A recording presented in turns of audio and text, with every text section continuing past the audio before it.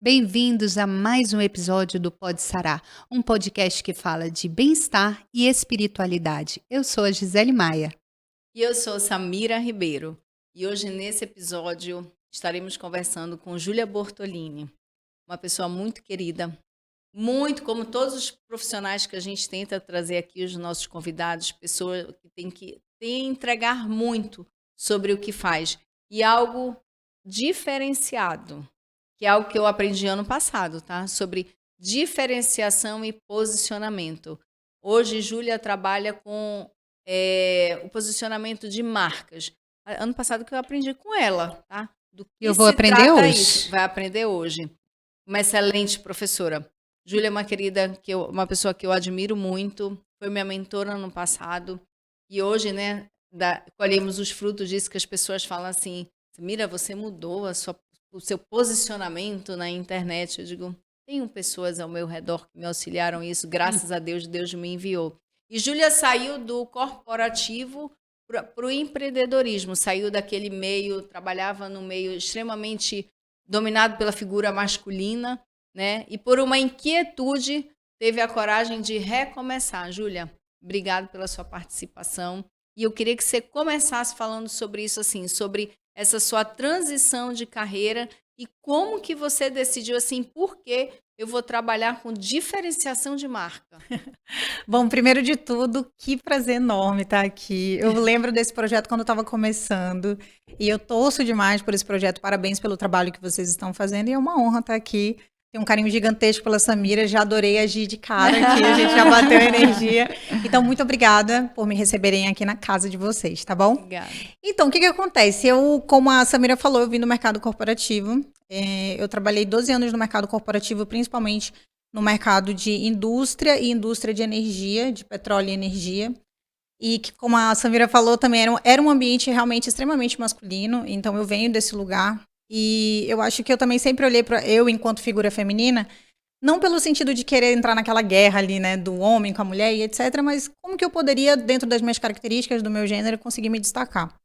Então, eu passei 12 anos da minha carreira extremamente feliz, eu era apaixonada pela minha carreira, eu brinco que eu acho que eu vim nesse mundo, eu era muito pequena. Hoje eu estava conversando isso com uma pessoa da minha equipe, dizendo, eu lembro de muito novinha já querendo trabalhar. Então, eu venho desse lugar. Eu acho que eu já tinha uma alma empreendedora, mas o meu caminho foi empreender, vamos dizer assim, no corporativo, né? Porque eu acredito que existe um empreendedor que tem um negócio e existe aquele empreendedor dentro de empresas. Ou seja, a minha carreira foi meu primeiro projeto de empreendedorismo.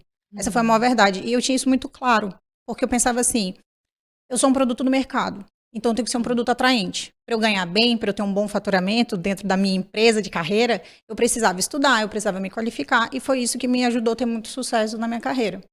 Então, nesses 12 anos que eu fiquei no corporativo, eu passei por empresas, eu passei muito perrengue também, como um bom empreendedor, então sempre, como intraempreendedora, passei muito perrengue, eu estagiei bastante, eu trabalhei no distrito uma época, como estagiária. Eu lembro que eu andava assim no sol quente, sabe, aquele sol de Manaus, durante esse período de estágio, mas eu tive uma carreira relativamente meteórica. Então, as empresas em que eu passei, eu fui ganhando cargos altos rapidamente, e foram 12 anos muito intensos. E aí tá, depois desses 12 anos, durante a pandemia, eu acho que todo mundo deu uma chacoalhada, sabe? E eu não fui diferente. Então, ali por mais ou menos 2019, quando começou a estourar a pandemia, em 2020, ali eu tinha acabado de casar, eu trabalhava numa petroleira russa, chamada Rosneft, e era um projeto muito grande que tinha aqui na Bacia dos Solimões, e ele já tinha previsão de acabar. E eu era uma das pessoas que estava cotada para pagar a luz da empresa. Só que o que eu pensava? Eu falava assim, ai, cara, eu acho que eu vou ter um ano, não sabático, né? Porque não era isso, mas eu estava sentindo uma coisa diferente. E eu lembro perfeitamente do dia que eu estava durante a pandemia e eu fui impactada por um vídeo da internet. E era um vídeo que falava sobre o mercado digital. E eu falei assim, uai, mas isso é possível? Como assim?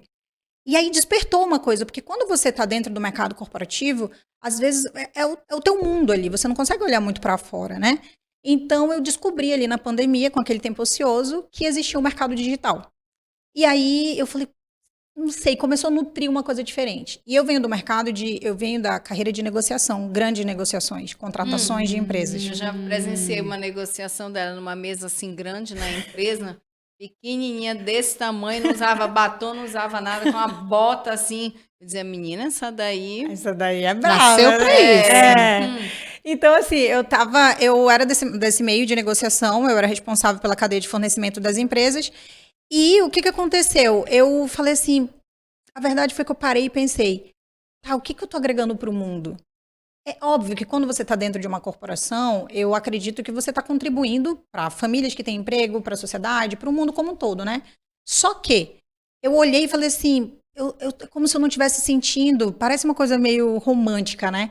Mas eu não estava sentindo que eu estava entregando algo diferente. Eu mudei de fato, porque a minha carreira sempre foi meu maior sonho. Então, eu comecei a viver um conflito. Como assim eu quero sair daquilo que eu tô fazendo, se eu lutei tanto para isso? Mas realmente era algo que não estava meio que me preenchendo. Então, a minha transição de carreira, ela foi uma decisão, não foi uma consequência de tipo, perdi o emprego, que muita gente reduziram. às vezes quer transicionar porque está infeliz no trabalho, né? Exatamente. Esse era o meu maior conflito, porque eu era muito feliz, eu estava em cargos altos, com boas remunerações, aí todo mundo, você é maluca que você quer Ainda sair? mais do jovem, né? Então, Sim. assim, dizer assim, E como a gente tem ouvido isso, né, ultimamente, Muito, sobre eu não saí porque eu estava infeliz. Era, Eu exatamente. saí porque existia um outro propósito na minha vida. Exatamente. Eu pensava, eu não sabia o que era ainda. Eu só sabia que eu era feliz, eu fui muito feliz até ali, mas eu queria fazer uma coisa diferente. Então foi o primeiro conflito que eu vivi. E até hoje, foi a decisão mais difícil da minha vida. Até hoje. A decisão mais difícil da minha vida foi, vou fazer transição de carreira. Você teve que dar esse start, esse pontapé. Sim. Porque eu estava nessa empresa, na Rosneft, e aí eu acabei sendo chamada para uma outra empresa que eu confesso que na época eu nem queria ir. Mas do mercado de Manaus inteiro, todo mundo que estava competindo no mesmo processo comigo, eu fui a que passei. E aí eu estava sofrendo uma pressão muito grande das outras pessoas para eu ir, eu era o ponto de partida dentro daquela empresa para levar aquelas pessoas da outra empresa, entende? E aí eu fui para esse projeto, tive muito sucesso lá também, que é na Eneva, que é uma empresa que tem um projeto gigantesco aqui no Amazonas. E depois de acho que 7, 8 meses lá, eu falei, não, eu vou fazer transição de carreira definitivamente. E aí eu fui. Aí pediu para sair e deu restart. Eu pedi para sair. E olha que interessante, né? A minha experiência de transição de carreira não é igual a todo mundo. Tem gente que se planeja bem bonitinho, fica tudo perfeito e começa a seguir. Acho lindo. Eu me planejei financeiramente. Esse era um ponto. Mas já tinha, então, algum planejamento, já tinha um planejamento já financeiro. Mas olha como a gente pode dizer, os planos de Deus, né? São diferentes, às vezes, do que a gente está planejando. Então, tinha um planejamento financeiro, mas eu achava que eu ia para o mercado digital. Lembra do vídeo? Sim. Então, eu pensava que eu ia para o mercado de dropshipping, de afiliados, de todas essas coisas mais do digital.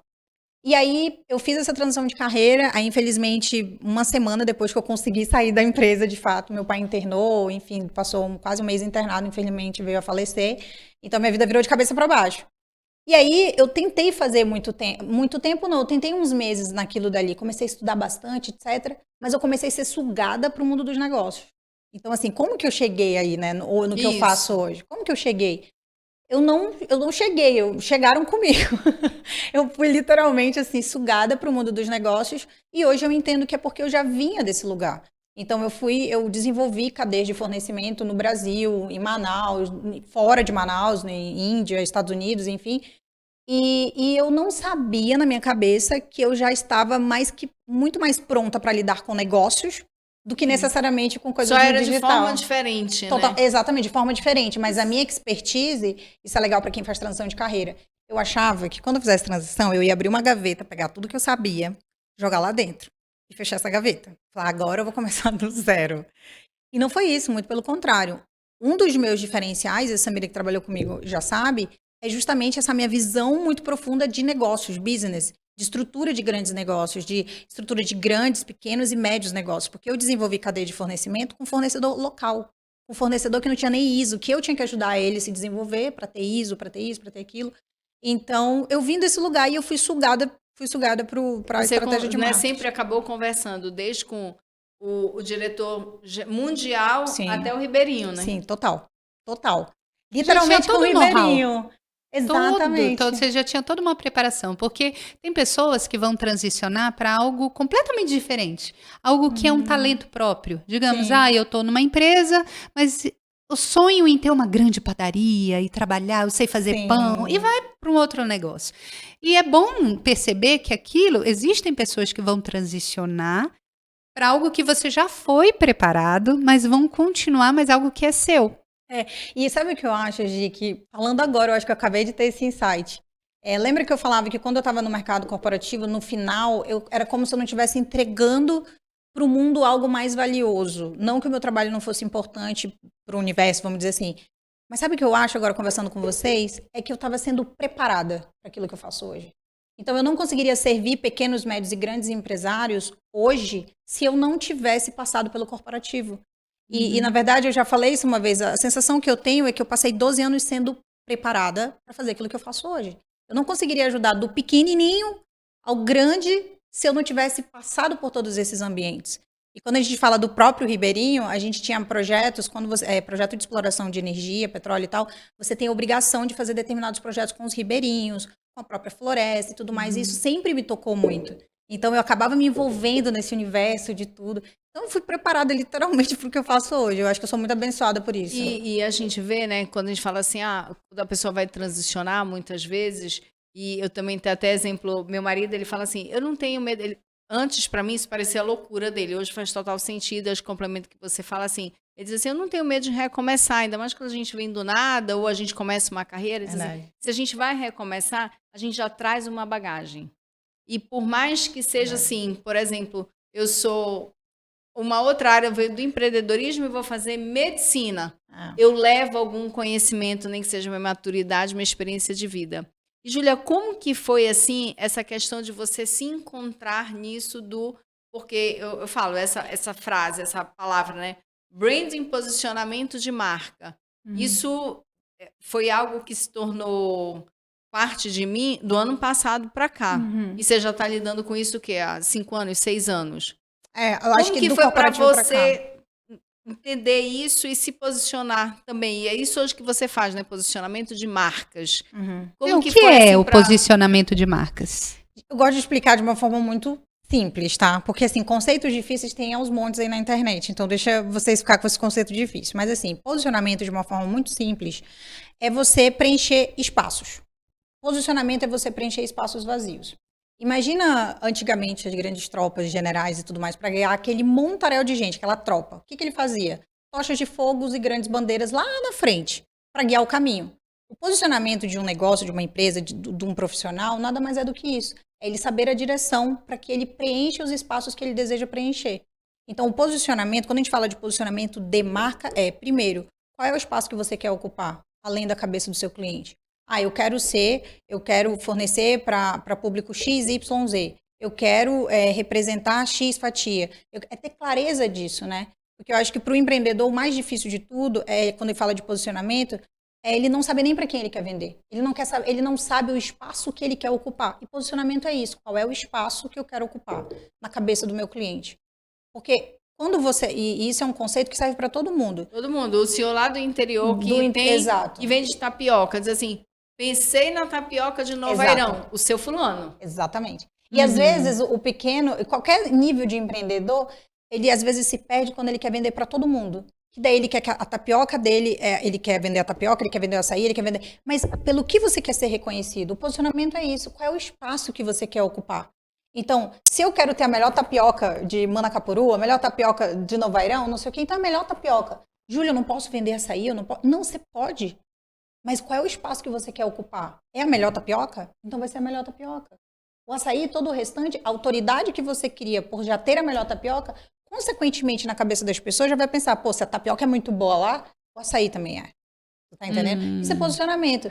Vai respingar, né? Vai respingar. Agora, o problema é quando você não sabe o espaço que você quer ocupar. Que nem um restaurante que eu vou de bacalhau. Fantástico. Aí eu descobri... Que Manaus, né? A gente tem um restaurante de bacalhau que é maravilhoso. Vamos combinar. É o melhor bacalhau que existe. Mas uma prima minha não gosta de bacalhau. Falei, minha querida, ela deve ter filé, ela deve ter camarão. Ai, mas será? Se lá o bacalhau é bom, tu imagina as outras coisas também. Vamos com a gente. Isso, Então é bem isso que ela Isso fala. é Você posicionamento. tem autoridade numa área, Mas já gera automaticamente credibilidade. Já gera gera credibilidade. credibilidade. Exatamente, perfeito. Legal. Você tem autoridade e você cria credibilidade. Que nem eu faço estratégia para negócios, para marcas. Eu sei fazer conteúdo para internet? Sei, mas eu não quero ser reconhecida por isso. Eu quero ser reconhecida por estratégia. Então, por exemplo, estratégia, quem é a estratégia de marcas? Como é que eu faço o meu negócio alavancar, pegar, ser reconhecido no mercado, ser memorável? Júlia Bortolini. Não é tipo, a Júlia faz conteúdo, a Júlia faz... Não, estratégia de marca. É isso que eu quero. Então, o primeiro passo para você ter um posicionamento é você ter clareza do espaço que você quer ocupar. Eu quero ser a melhor tapioca, eu quero ser a melhor açaí, eu quero ser o melhor bacalhau. O que eu quero ser e espaço que eu quero ocupar. Porque quando você quer vender para todo mundo, você acaba indo para uma prateleira disputar preço. Porque você se torna generalista. Então você dá essas estratégias, você dá essa instrução às pessoas, é isso? Eu construo posicionamento para negócios, né? Eu construo, eu ajudo a construir marcas também. Eu tenho vários clientes que Mas a pessoa saíram já do tem zero. que ter seu negócio. Por exemplo, eu já tenho a minha banquinha lá do peixe. Tá. Mas eu quero fazer uma feira, Sim. entendeu? E aí, mas eu não sei como começar. Eu não sei o que fazer. E aí ele vai atrás de uma pessoa que, digamos, faça uma mentoria. Sim. Essa é Uma você. consultoria. Uma consultoria. Uma mentoria. Assim, eu tenho as duas coisas, né? Eu tenho clientes que literalmente eu tirei a marca do zero, nasceu junto comigo a marca, que são projetos mais longos de consultoria, assim como tem os empreendedores.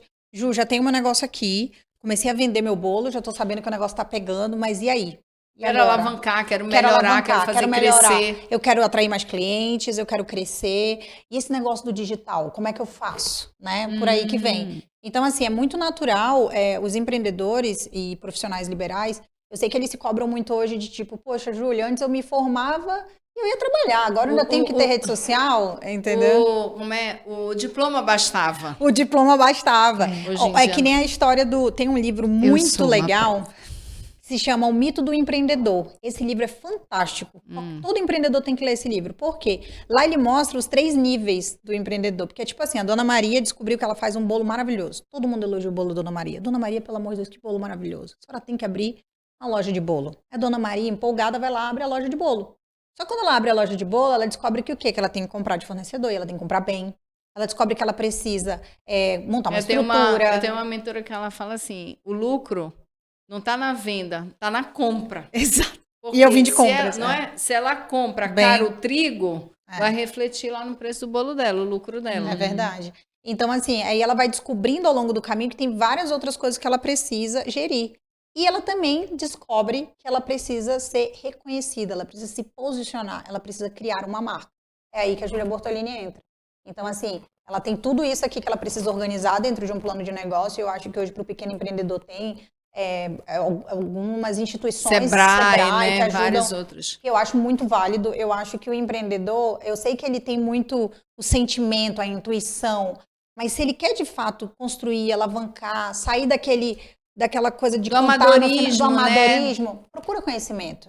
É menos difícil do que se imagina. 60% das pequenas empresas no Brasil fecham nos primeiros 5 anos por falta de planejamento. E principalmente o digital é muito novo. Sim. Né? Então a Samira acabou de dizer que tem gente que é bom, mas falta o posicionamento.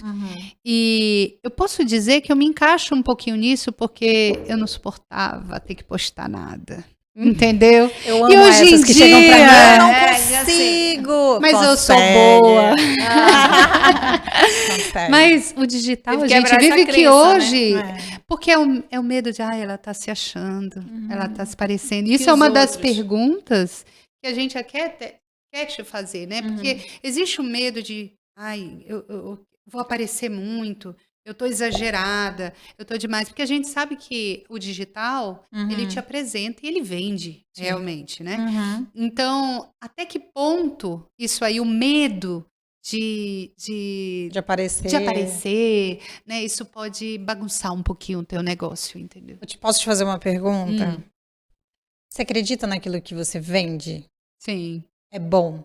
É bom. Ajuda? Ajuda Contribui para o mundo. demais. Senão Isso é- ninguém tava aqui falando. Ah, eu trabalho com a voz, né? Tá vendo? Samira? Então, assim, eu acho que são exercícios simples. Olha que interessante. Eu tava no salão fazendo as unhas antes de vir pra cá. E a manicure virou pra mim e falou assim: Júlia, eu tinha muita vontade de mostrar o meu trabalho, de falar das coisas que eu faço, etc. Eu tenho muita vergonha. Eu falei, mas o que você pensa quando quando você quer pegar um vídeo pra gravar, etc. É naquela prima fofoqueira, naquela vizinha que fica falando da vida dos outros? É nisso? Chama de blogueirinha. Aí ela disse assim, Eu falei, o que é mais importante pra você? A opinião dela ou colocar dinheiro no seu bolso pra colocar comida na mesa da sua família? Ela olhou pra mim, dinheiro no meu bolso. Resolvido. Conto 1 a 3 e vai. Eu sei que parece simples, mas assim, são pensamentos rápidos pro dia a dia que te ajudam a tomar uma decisão. Porque quando eu fiz transição de carreira, imagina, eu vim do corporativo, tinha o nome, tinha posicionamento, tinha prestígio, eu fui ser chamada de blogueira. Só que na primeira mentoria que eu vendi, na primeira pessoa que eu transformei, que não era nem pelo dinheiro, porque eu comecei a ganhar infinitamente menos, eu dei passos para trás, para hoje estar onde eu tô. Na primeira mentorada que eu tive, que mudou o negócio dela, que mudou a autoestima dela enquanto empreendedora, que mudou um monte de coisa, eu falei, putz, é isso que eu tenho que fazer. Porque daí você começa a ir para um lugar de que não tem nada de errado você vender o seu trabalho, você fazer o seu trabalho e você falar. Você não é para todo mundo. Quando você entende que você não é para todo mundo, tá tudo bem de gente que não gosta de mim. Tá tudo bem de gente que acha que a Júlia fala de coisas que nada... Tá tudo bem. Não é para essa pessoa. Mas eu não posso me calar para aquele empreendedor que precisa ouvir o que eu tenho para falar. E aí sim eu tô fazendo o meu papel aqui. Foi essa chave que virou quando eu fiz essa transição de carreira. Então, assim, se você não fala, vem uma pessoa menos competente que você, que não tem responsabilidade naquilo que faz, como você tem, e inunda o mercado. Uns 3 anos a gente vem mudando isso, né, Samira? Que bom. Samira, ela vem me Continua. ajudando. E graças a Deus é completamente diferente. Que ótimo. Mas isso é importante porque para qualquer pessoa que esteja assistindo a gente, do pequeno, daquele que quer começar, a saber que hoje a rede social, é ela que vai vender o teu trabalho. Legal. Ela que vai vender o teu Isso é um produto. complemento, É um né? Isso é um complemento forte. complemento. Isso é muito importante e a gente tem que começar a saber lidar com isso. E tem gente que tem dificuldade de manusear um computador, mas é para isso que existem os serviços, digamos, terceirizados, as mentorias, os auxílios. E fala um pouquinho como é que você consegue desenvolver essa parte da tecnologia, da mídia. Isso você também faz essa Sim. É mentoria? que, na verdade, quando eu entro num negócio, eu vou tentar falar muito pro pequeno também, pro pequeno, pro médio, porque eu acho que, de uma maneira geral, todo mundo sente essas dores, tá? Essa coisa de não querer gravar vídeo, porque esse negócio de Instagram, não acredito. Porque... Gente, isso daí já deixou de ser uma aposta e é uma realidade. Então, a única coisa hoje é você continuar adiando, mas você não pode mais negar que é um fato, né? Mas o que acontece? Quando eu entro no negócio, eu entro como se eu fosse, dependendo do projeto, é como se eu fosse a diretora de branding da empresa. Então, tudo aquilo que está relacionado a marketing, tráfego pago, social media, estratégia de posicionamento, ativação de marca, construção de narrativa, lançamento de um produto, fica debaixo do meu guarda-chuva. Então, eu construo a estratégia maior e eu saio contratando toda essa estrutura embaixo em prol daquele objetivo, né? E como que eu lido com essa questão tecnológica? Eu acho assim, quando a gente fala de uma empresa média, vamos dizer assim, que já tem um recurso para contratar, não acho que é válido você ficar tentando bater cabeça, de você ficar ali tentando fazer um post no Canva. E aí, às vezes, você faz um post que não fica legal, não tem estratégia, não tem storytelling, não tá legal, tu vai só poluir, vai gerar ruído no teu posicionamento. Então, se você tem condições, vai em busca de um profissional chamado social media, tá? Esse profissional de social media, ele vai te ajudar com o quê? Começar a trazer os conteúdos para você, não é para você se posicionar, é para você ter presença no digital. Só que de nada adianta você contratar se você não sabe para onde você está indo. Lembra da tocha de fogo e da bandeira? Então, para onde você está indo? Tá, olha só, aí você vai contratar social media. Eu quero ser percebida de forma XYZ no mercado. Eu vendo XYZ para o público XYZ. Quando você dá essa informação, a pessoa sabe o que ela vai te ajudar a criar.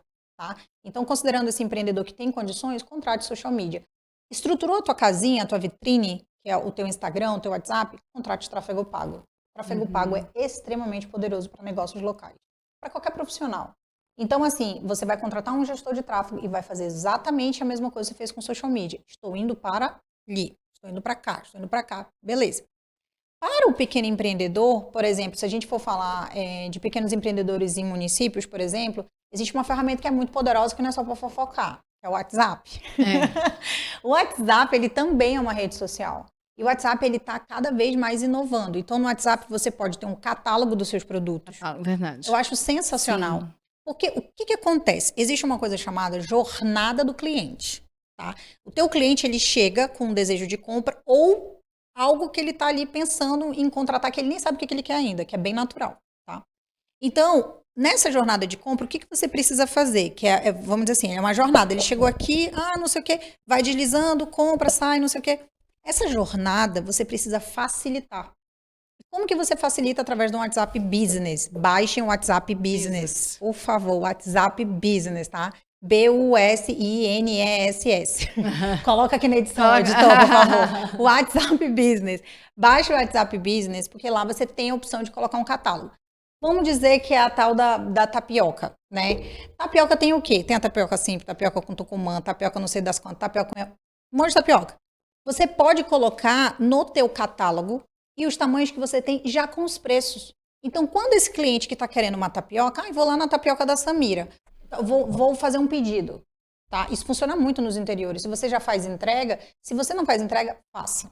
Por quê? Facilite. Facilita, meu amor. Seja o iFood da sua cidade. Júlia, aqui não tem iFood. Pois faça o seu. Faça o seu iFood. Samira's faça iFood. A entrega. Samira's iFood. Porque aqui você começa a o quê? Se diferenciar. Porque se só a tapioca da Samira lá em Manacapuru entrega, ela vai sair na frente. Então você compra uma bicicleta, você compra uma bici, você faça qualquer coisa, pega aquela mochila e coloca entrega daquilo que você vende. Voltando para o WhatsApp Business, você tirou foto de todas essas tapiocas, fotos bonitas da sua tapioca lá, tudo quanto é tapioca.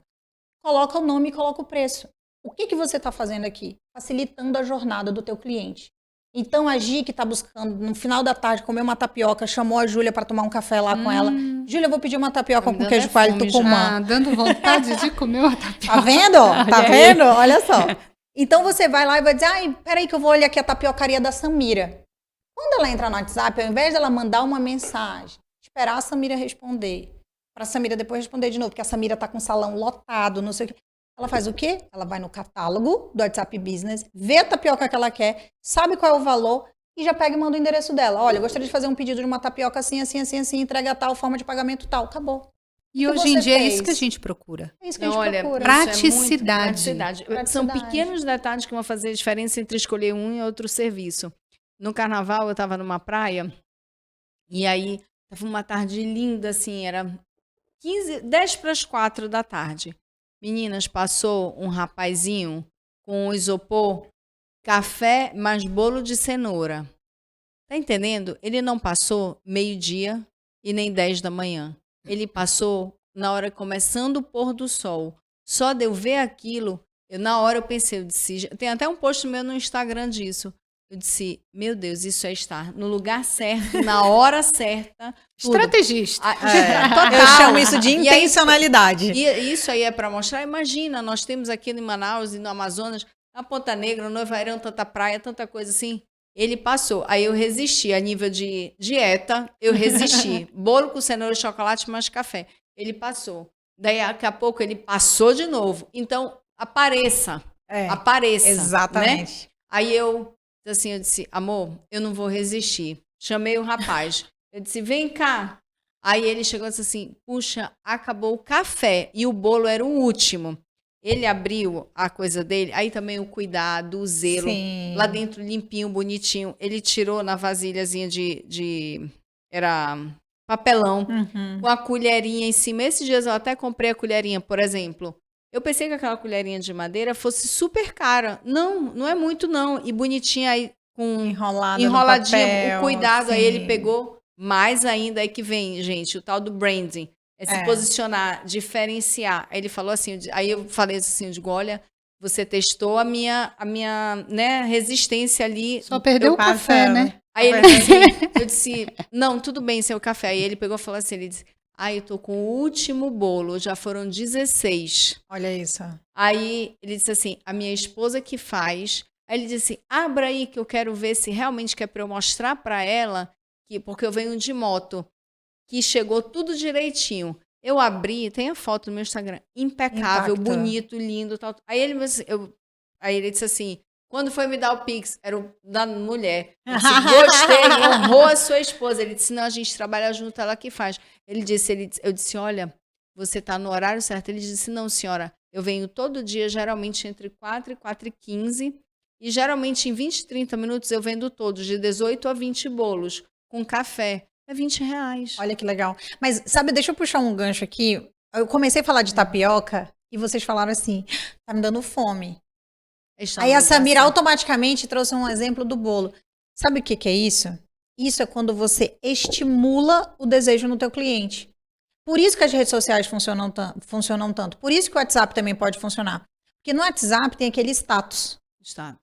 Se você tá ali fazendo, você tá deixando, o teu cliente tá indo no teu estabelecimento comer tapioca, vamos manter esse exemplo, e você posta aquela foto bonita, aquela coisa, você vai gerar desejo de compra. E esse é o papel do empreendedor, gerar desejo e estímulo no cliente dele, para o cliente querer comprar. E essa questão da apresentação, isso é branding. Como que você quer ser lembrado? Isso é um exercício poderosíssimo para qualquer empreendedor. Como é que você quer ser percebido no mercado? Isso também é posicionamento. Então, quando você tem clareza disso, não, eu quero ser o bolo de cenoura assim, porque tu pode ter um bolo de cenoura muito gostoso. Se a apresentação dele não é boa, você já perde 50% disso. E você perde para um bolo menos gostoso com uma melhor apresentação. E, Júlia, muitos têm medo de precificar isso. Porque isso vai ter um custo, né? Sim. Mas, por exemplo, ela só comeu porque a apresentação é boa. Vão ter as pessoas que vão preferir o mais barato. Uhum. E vão ter outras não, que só vão comprar dependendo das condições, da embalagem, se vem tudo separadinho, se vem tudo no plástico. E claro que isso vai gerar custo. A gente queria até te perguntar, entrar nessa parte dos valores, da precificação. Tá. Não temos mais muito tempo, na realidade, nosso tempo acabou. Mas, assim, finaliza falando um pouquinho a respeito da importância disso tudo e da precificação, que claro que isso vai gerar um valor e um custo, mas que ele vai ter um cliente para isso. Perfeito. É como você falou no começo, né? Nem tudo vai ser para todos. É exatamente isso. Né? Eu acho que para Fala um finalizar pouquinho pra essa gente. questão da precificação, eu acho que antes de tudo, você precisa, a gente chama de autoimagem, né? Você precisa acreditar no seu produto. Se você acredita no seu produto, que você tem um bom produto de fato, e você está colocando ali a sua melhor energia, tudo aquilo que você... Porque assim, existe o valor pessoal do empreendedor. Eu sou uma pessoa que eu sou muito dedicada naquilo que eu faço. Eu sou uma pessoa over-delivery, uma pessoa que entrega sempre mais. Então, isso é um valor meu, que vai transbordar no meu negócio. Se você é uma pessoa que gosta de fazer as coisas bem feitas, se você é uma pessoa que gosta de coisa higiênica, por exemplo, não tem como o teu negócio ser diferente. Então você precisa compreender, o primeiro passo é, para quem que eu vou vender? Se você sabe que você vai vender para uma pessoa que compartilha desse valor, que é tipo a Samira com o bolo dela bonitinho, arrumado, então você vai entender que quando você oferecer para uma pessoa que não valoriza aquilo, tá tudo bem ela dizer não. Então a precificação, o negócio, ele precisa te dar dinheiro, ele precisa ter lucro. Entendeu? Ainda que você passe pelaquela fase, né, inicial ali, tudo mais, do investimento e tal. Mas o pequeno empreendedor, ele não tem muita escolha. Ele empreende para viver e viver bem, vamos dizer assim. Então, esse é o ponto. Então, você precisa, não negligencie a precificação do seu produto, mas saiba para quem você quer vender. Porque também não adianta você querer vender uma coisa muito linda, maravilhosa, em um local onde as pessoas não valorizam isso. Isso é um risco grande. Mas se você sabe para quem é o seu produto, logo você vai ocupar um espaço, posicionamento, onde você desperta o desejo e atrai a atenção desse cliente. Ai, maravilha. É um assunto muito amplo, né? A gente muito, poderia muito. aqui discorrer de não é vários isso. Você fala assim, fatores. mas sobre o que é isso? Aí você vê que é algo que tu precisa e tu nem sabia que tu precisava. É verdade. Não é? Foi agir assim, a gente, né, conversou há pouco tempo sobre isso, assim. Ela disse, amiga, eu quero ser conhecida como a médica da voz, do Amazonas. E isso despertou, quando de forma muito orgulhosa eu falo, ela disse, um paciente foi para São Paulo e o médico virou e disse, você tem a doutora Gisele lá em Manaus, para que você está aqui? Ai, que chique! Olha, eu fazendo break. Aqui, a gente tem que se orgulhar, viu? Porque quando o Manauara vence, todos vencem. Verdade. Né? Porque nós somos esquecidos. A gente nem faz parte do Brasil, alguns consideram. Então, eu falo assim, É isso. Então, o brand dela mudou. Agora, Legal. hoje teve, acho que foi hoje, essa semana, vi a postagem, né? Foi no Instagram dela, fez o story com a pessoa, uma profissional da voz, ela fazendo coisas. Então, é isso, é comunicar da forma que dê clareza para quem procura, que diga assim, eu quero uma pessoa em Manaus de brand. Júlia, eu quero uma profissional da voz. Gisele, eu quero um mentor para escolha da especialidade médica. Samira, né? Porque fica fácil. E aí, o resto, assim, mas só vai com a Gisele para voz? Não, ela também é otorrino. E de qualquer jeito vai despertar. E se elogiou muito ela pela voz, algum outro vai dizer, puxa, o meu não é voz, é nariz. Mas se ela atender, provavelmente ela é boa nisso. E se não der conta, provavelmente é ética para dizer. Automaticamente você vai vendo que vai mudando. Hoje, meu consultório, 98% é só paciente de voz. Perfeito. Ele se transformou sem eu perceber. Entendeu? Então, as coisas. Seu posicionamento. Seu posicionamento. É consequência do Olha seu aí, posicionamento. gente. Isso é um exemplo perfeito. Você se posicionou para um público e você se posicionou em um local. Eu quero ser reconhecida por isso. Então, a importância, como conselho final, decida para quem você quer vender, decida como você quer ser reconhecido e trace as ações para você chegar nesse caminho. Esse é o exercício mais simples e eficaz que tem. Eu falo em toda palestra. Faça isso. Entenda primeiro para quem você quer vender, como você quer ser percebido, escolha 3 adjetivos e trace as ações uma para cada. Maravilha, anotaram tudo, gente, porque a Samira aqui está sendo minha anotação. Ela fica ali anotando, eu fico só ouvindo. Muito obrigada, viu, Júlia? Foi um prazer te conhecer, foi um prazer ser mentorada. Mentorada, tá certo. Dizem que o correto é mentoriada, mas gente, já tá tão enraizado mentorada que pois eu fiquei na dúvida agora. Mentorada, a Cintia Chagas que ela pega no pé e fala, ai gente, já então tá tão enraizada. Tá tão enraizado o mentorada que eu sigo. Então tá, muito obrigada, viu, minha querida? Eu agradeço muito. Muito obrigada. E para seguir a Júlia, @Júlia Bortolini. Eu.Júlia Bortolini. @eu.Júlia Bortolini. Tô sempre entregando muito conteúdo lá, inclusive abri uma caixinha ontem, menina, tô desesperada. Tem um monte de gente mandando negócios lá para eu explicar sobre experiência, então eu tô sempre entregando bastante por lá também. Até o próximo episódio. Tchau, tchau. Oi?